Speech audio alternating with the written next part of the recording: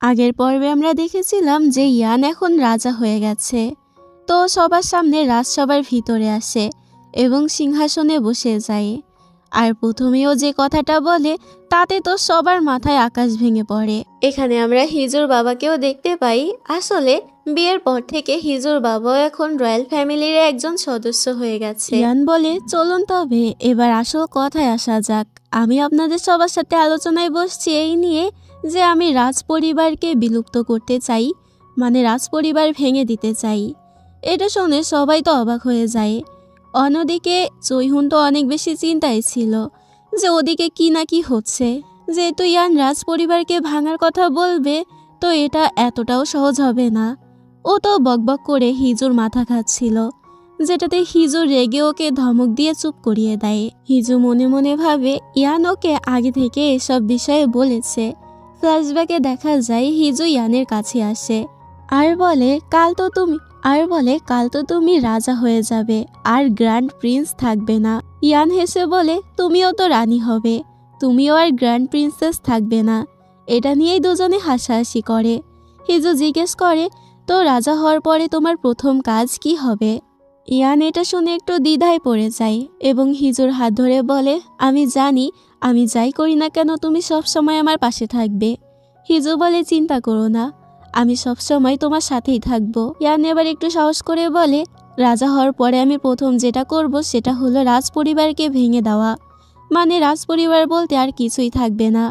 এটা শুনে হিজু একটু অবাক তো হয় ঠিকই, কিন্তু ইয়ানকে সাথ দেয়। হিজু বলে, আমি ভেবেছিলাম রাজা হওয়া তোমার কাছে গুপ্তধন পাওয়ার মতো সমান হবে, কিন্তু এখন বুঝতে পারছি তুমি তো এই রাজ পরিবার বন্ধ করার জন্য এটা করছো। ইয়ান একটু আফসোস করে বলে, তুমি তো সবে মাত্রই রানী হওয়ার স্ট্যাটাসটা পেতে যাচ্ছিলে, তবে এটা তাড়াতাড়ি হারানোর জন্য তুমি রেডি আছো তো?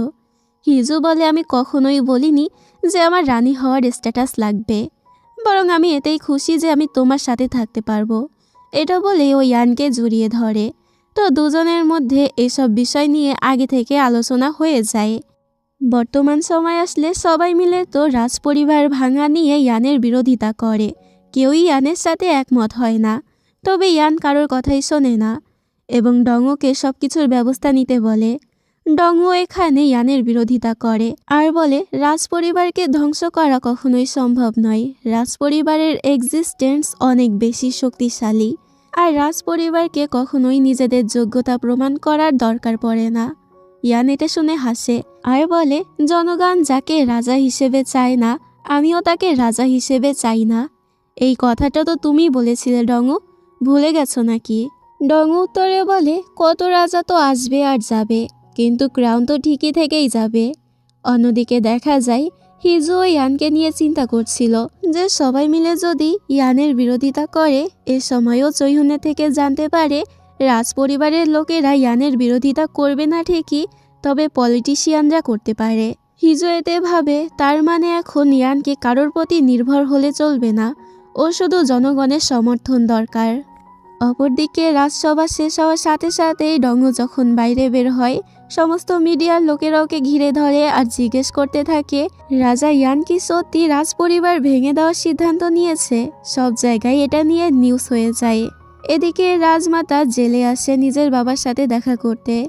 গংসুন ওকে এখানে দেখে রেগে যায় আর বলে, তোমার সাহস হয় কি করে, তুমি নিজের মুখ আমাকে দেখাতে এসেছো? রাজমাতা প্রতি উত্তরে কিছুই বলে না। গংসুন বলে, আমি তোমার বাবা হই, তুমি আমার সাথে এটা কি করে করতে পারলে? অন্তত নিজের ওই ছোট ছেলেটার কথা একবার তো ভাবতে পারতে। রাজমাতা বলে, আপনি কি ছোট্ট ছেলে বলতে ইউনকে বোঝাতে চাইছেন? ইউন আপনার বিষয়ে সবকিছু আগে থেকেই জানতো এবং সব কষ্ট ও নিজের বুকে চেপে রেখে সবকিছু একাই সহ্য করেছে। আপনি একবারও ভেবে দেখেছেন, যখন আমি নিজের বাবা মানে আপনার কুকর্ম সম্পর্কে জানতে পেরেছি, তখন আমার কতটা কষ্ট হয়েছে? আমি তো এসব কিছু আপনাকে করতে বলিনি, কিন্তু আপনি অনেক পাপ করে ফেলেছেন। এরপরও কি আপনি বলবেন এই পাপগুলো আপনি আমার জন্য করেছেন, আমাকে বাঁচানোর জন্য করেছেন? ডংও এর কোনো উত্তর দিতে পারে না। রাজমাতাও বলে, আমি এখানে এসেছি আপনার সাথে গুরুত্বপূর্ণ একটা কথা বলতে। আজ থেকে মনে করবেন যে আপনার কোনো মেয়েই ছিল না, আমি আর আপনার মেয়ে নই। এটা বলে রাজমাতা চলে যেতে থাকে। গংসুন নিজের ভুল বুঝতে পারে এবং রাজমাতাকে থামিয়ে বলে এসব কিছুর পিছনে আসল মাস্টার মাইন্ড হলো ডংউ। রাজমাতা এসব শুনেও বাইরে বেরিয়ে আসে। গংসুন তখন চিৎকার করে বলে ওই গ্যাস বিস্ফোরণের পিছনে আসলে ডংউর হাত ছিল।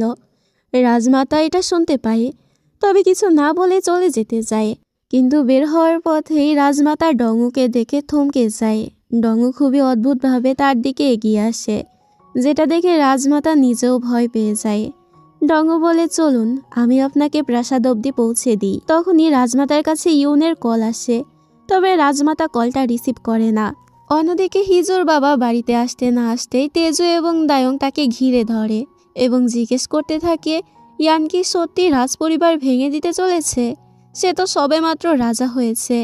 তেজুর এখানে একটাই চিন্তা ছিল যে তারা সবেমাত্র রাজপরিবারের সদস্য হলো, আর এর মধ্যেই যদি রাজপরিবার ভেঙে যায় তাহলে তাদের তো কোনো লাভই হবে না। এটা শুনে হিজোর বাবা তো তেজুকে ধমক দিয়ে চুপ করিয়ে দেয় এবং বলে আপাতত এসব কিছু না ভেবে তুমি নিজের পিঠ বাঁচিয়ে চলো। এটা বলে সে সেখান থেকে চলে যায়। তবে তেজু এবং দায়ং কেউই ওদের বাবার এই কথার মানেটা বুঝতে পারে না। অপরদিকে রাজমাতা এবং ডংউ একই সাথে গাড়িতে করে যাচ্ছিল। ডংউ বলে পরের সপ্তাহে রাজপরিবারকে বিলুপ্ত করা নিয়ে ইয়ান আরও একটি আলোচনা বসাবে। সেখানে আমি সহ বাকি ক্যাবিনেট মেম্বাররাও ইয়ানের বিরোধিতা করব। আমি চাই আপনি নিজেও ইয়ানের বিরোধিতা করে কথা বলুন। রাজমাতা বলে কিন্তু আমার কোনো পাওয়ার নেই। ডংউ বলে এতে পাওয়ারের কি আছে, আপনাকে যেটুকু করতে বলা হয়েছে আপনি সেটুকু করবেন। রাজমাতা বলে আর যদি না করি তাহলে তুমি কি করবে? ডংউ বলে আপনি আপনার ছোট ছেলেটার কথা হয়তো ভুলে যাচ্ছেন। আপনি কি চান আপনার ছেলেও আপনার বাবার মতো ক্রিমিনাল হয়ে যাক? এটা শুনে রাজমাতা ভয় পেয়ে যায়। যতই হোক রাজমাতার একমাত্র দুর্বলতা এখন শুধুমাত্র ইউন। অপরদিকে হেজং এসে ইয়ানকে ইনফর্ম করে যে ডংউ নাকি প্যালেসের সমস্ত বাজেট দেওয়া বন্ধ করে দিয়েছে। এতে করে প্যালেসে বিপর্যয় নেমে আসবে। সমস্ত কর্মচারীদেরকে স্যালারি দেওয়া, সাথে প্যালেসের যাবতীয় জিনিসপত্র কেনা অনেক বেশি মুশকিল হয়ে যাবে। তো চারজন মিলে এসব কিছু নিয়ে ডিসকাস করতে বসে। হিজো বলে আমি থাকতে চিন্তা কিসের, আমার টাকা আছে কি করতে, আমি আমার ক্যাসেল গ্রুপের টাকাগুলোই রাজপরিবারকে ডোনেট করে দেব। ইয়ান এটা শুনে ওকে মানা করে, তবে হিজো ইয়ানকে থামিয়ে দিয়ে বলে আরে বোকা, যদি তোমার শ্বশুরবাড়ির লোক এত বড় লোক হয় আর সেই টাকাই তুমি কাজে না লাগাতে পারো তাহলে লাভটা কোথা থেকে হলো তোমার? এতে করে ইয়ানও আর কিছু বলে না।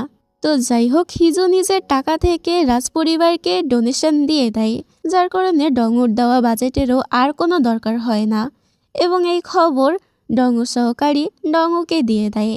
ডংউ এতে হেসে বলে তার মানে ইয়ান এখন নিজের শ্বশুরবাড়ির কাছে হাত পাচ্ছে। পরের দিনে দেখা যায় হিজু এবং চৈহুন বসে কাজ করছিল। তখনই হিজুর কাছে দায়ংয়ের কল চলে আসে। ওপাশ থেকে দায়ং কি বলে তা তো শোনানো হয় না, তবে হিজুর মুখে চিন্তার ছাপ ফুটে ওঠে। হিজু তাড়াতাড়ি করে নিজের বাড়িতে চলে আসে, যেখানে ওর বাবা তেজু এবং দায়ং অপেক্ষা করছিল। হিজু বলে তোমরা আমাকে আর্জেন্টলি কেন ডাকলে? দায়ং এতে জানায় আসলে ক্যাসেল গ্রুপ থেকে যে টাকা আমরা ডোনেট করেছি সেই টাকা নাকি অবৈধভাবে আমরা ডোনেট করেছি, তাই কিছু প্রসিকিউটর টিম আমাদের বিরুদ্ধে তদন্ত শুরু করবে খুব তাড়াতাড়ি। এটা শুনে হিজু বুঝতে পারে এটা ওদের শত্রুরই নতুন কোনো চাল হবে। তবে হিজু এত সহজে তো তাকে ছাড়বে না। হিজু দায়ংকে বলে তুমি তাড়াতাড়ি খোঁজ নাও যে এই ইনভেস্টিগেশনের পিছনে আসলে কে আছে, আমিও জানতে চাই কে আমাদের এই শত্রু। তো তখন তেজু বলে ওঠে কালকে আমাদেরকে জিজ্ঞাসাবাদের জন্য যেতে হবে, তো আমি ঠিক করেছি বাবার জায়গায় আমি নিচে যাব। এটা শুনে তো দায়ং অবাক হয়ে যায় আর বলে তুমি কি বলছো এসব, তুমি পারবে নাকি? তেজু বলে বাবার শরীরের অবস্থা খুব একটা ভালো নয়, এজন্যই আমি এসব দায়িত্ব নিতে চাই। তাছাড়া সিয়ং পরিবারের উত্তরসূরি হিসেবে আমার তো এইটুকু দায়িত্ব নেওয়াই উচিত। এই কথাটা আমি অনেক দিন ধরেই বলতে চাইছিলাম। এটা শুনে হিজুর বাবা বলে ঠিক আছে তাহলে তুমি করো। তো হিজু বলে আমার এখন যাওয়ার সময় হয়েছে। এটা বলে হিজু যেতে গেলে ওর বাবা ওকে থামায় এবং তেজুকে বলে ওকে প্রাসাদ অবধি পৌঁছে দাও। যেটা শুনে তেজু তো অবাক হয়ে যায়। হিজুর বাবা হিজুকে অনেক নরম স্বরে বলে তোমার এই অবস্থায় একা বাইরে যাওয়া উচিত হবে না, তাই তেজু তোমাকে পৌঁছে দেবে। তো এরপর তেজু ওকে পৌঁছে দেয়।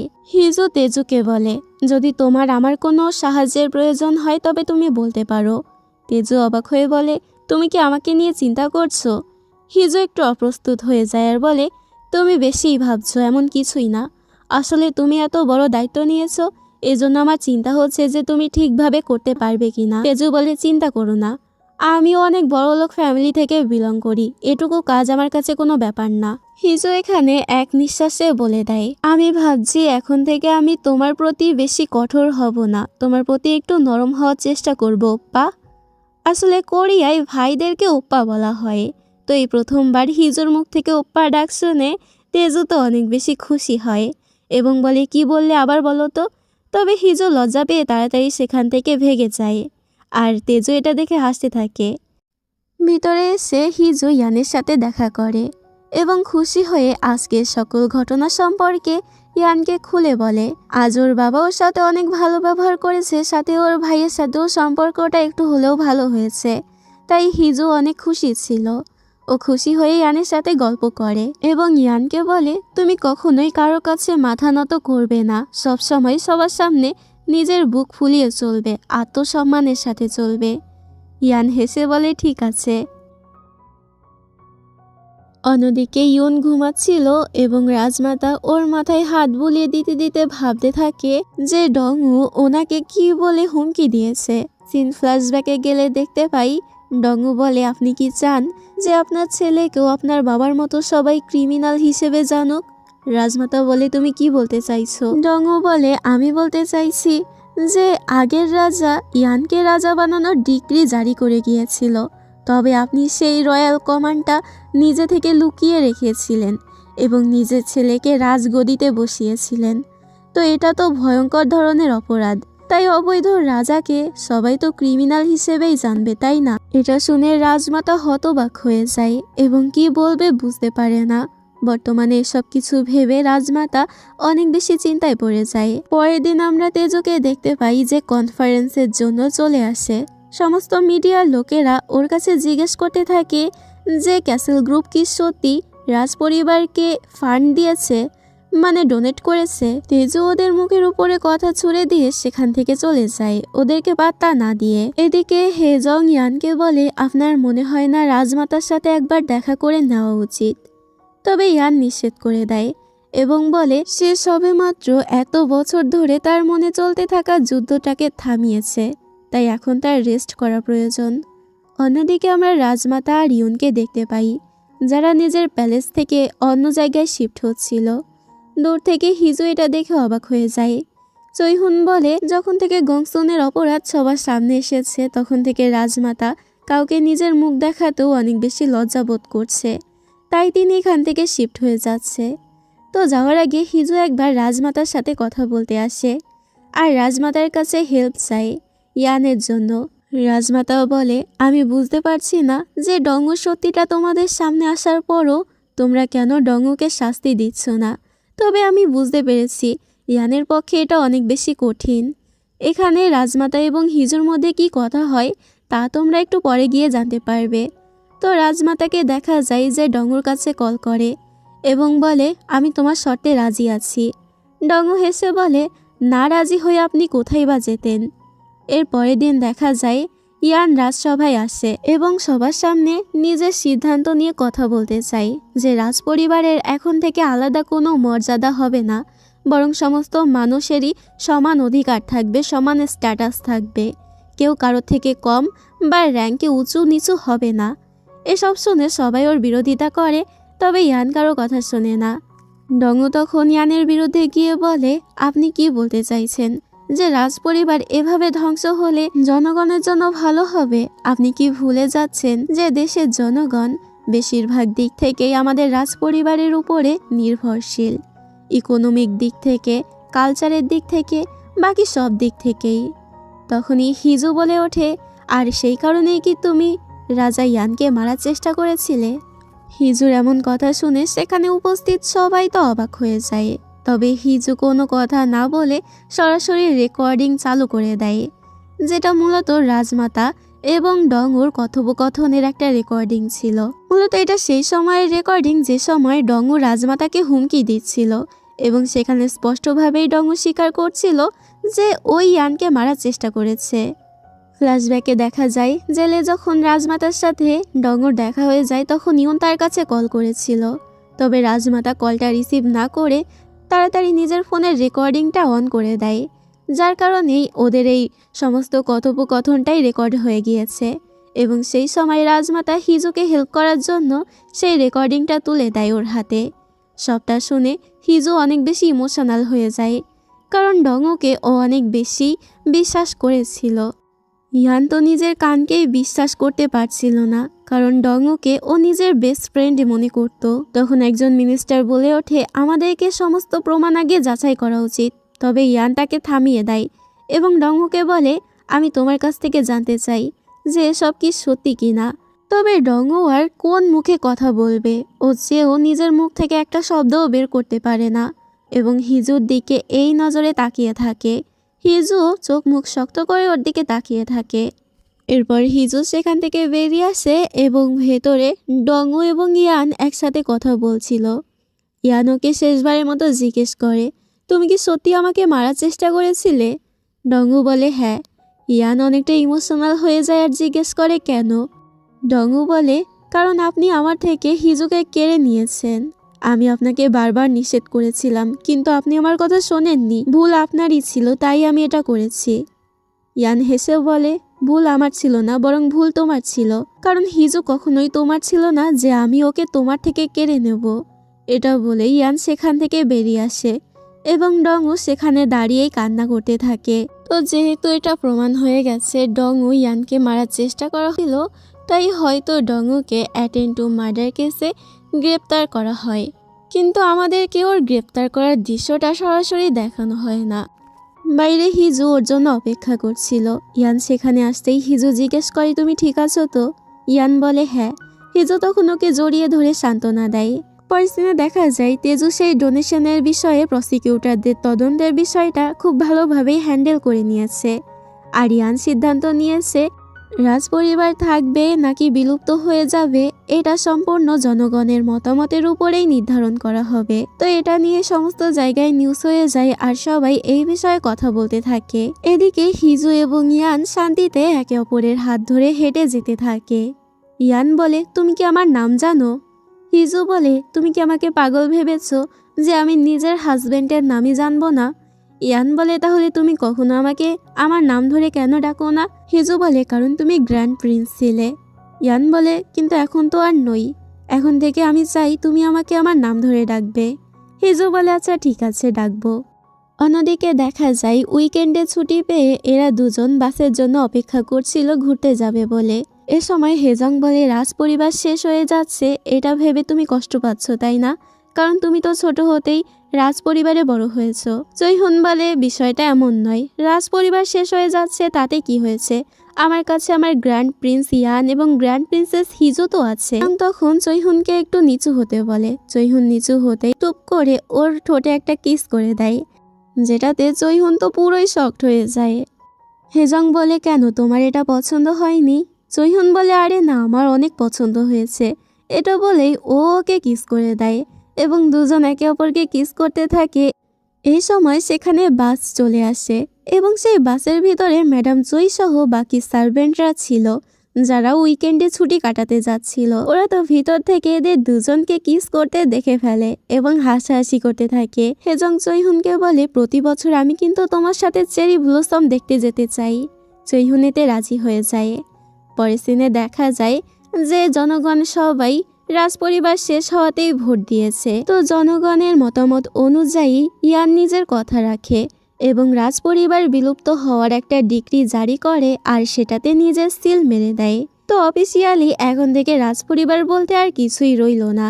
এখন থেকে ওরা স্বাধীনভাবে নিজেদের জীবন কাটাতে পারবে। দুজনে অনেক বেশি খুশি ছিল। তো এভাবেই 3 বছর কেটে যায়। আমরা হিজুকে দেখতে পাই যে সোয়াগের সাথে নিজের কোম্পানিতে আসে। অনেকদিন পরেও নিজের কোম্পানিতে আসছে, তাই অনেক বেশি খুশি হয়ে যায়। ও নিজের কেবিনে গিয়ে নেম প্লেটটা দেখে বেশ ইমোশনাল হয়ে পড়ে।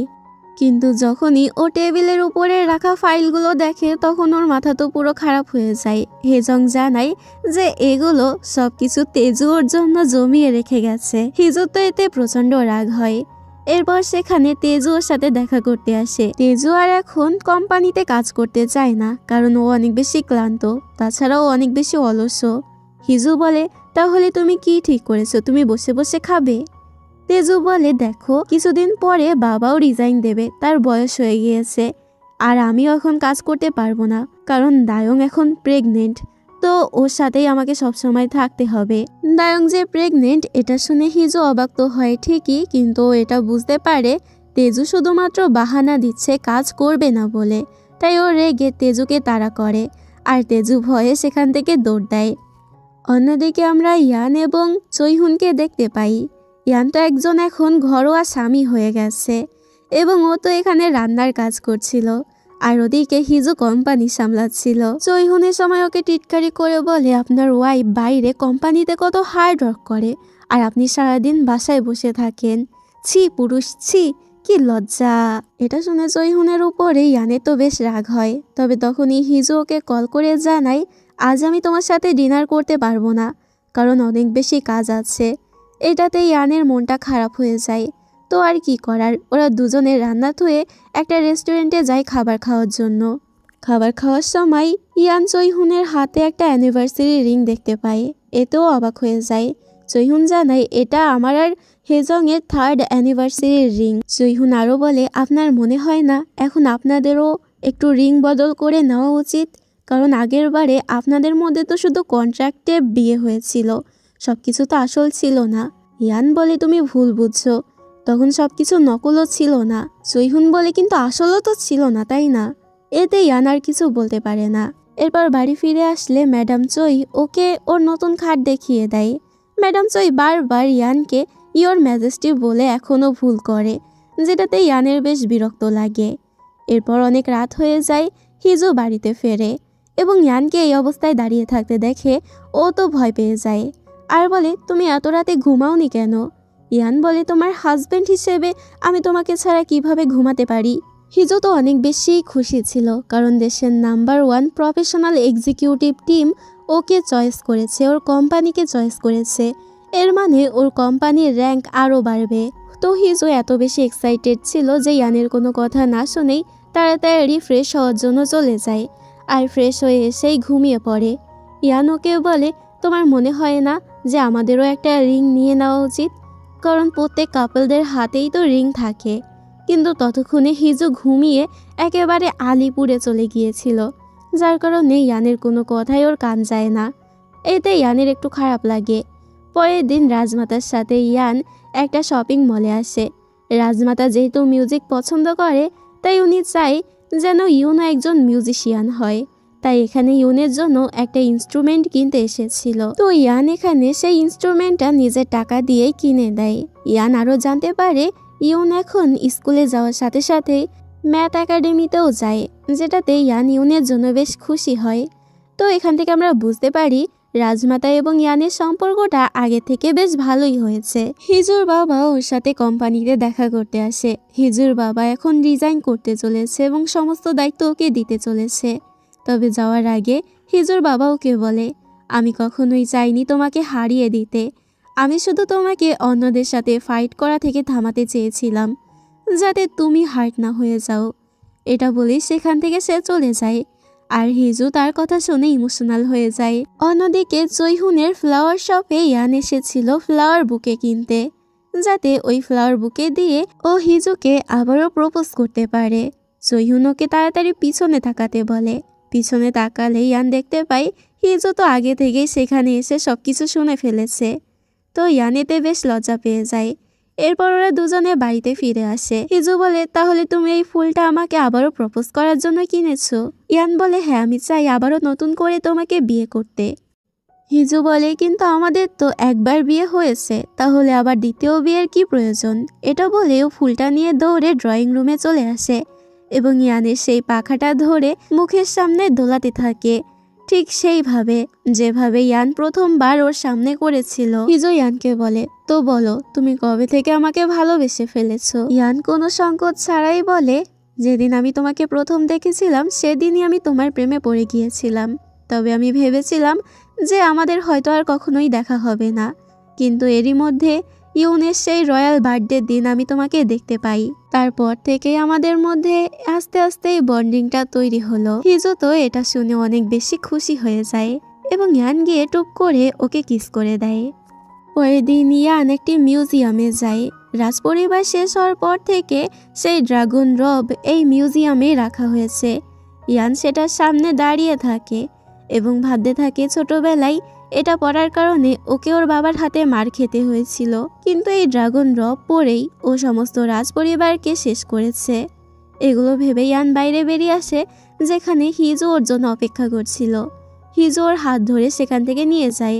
এরপর ওরা দুই কাপল মিলে ক্যাসেল শার্কের সেই ক্রিকেট খেলা দেখতে আসে। শুধু পার্থক্য হলো আগের বার ইয়ান তো কোনো জার্সি পরতে পারেনি নিয়মের কারণে, তবে এখনও পুরোই স্বাধীন। তাই এবার ইয়ান নিজের মন মতো জার্সি পরতে পেরেছে।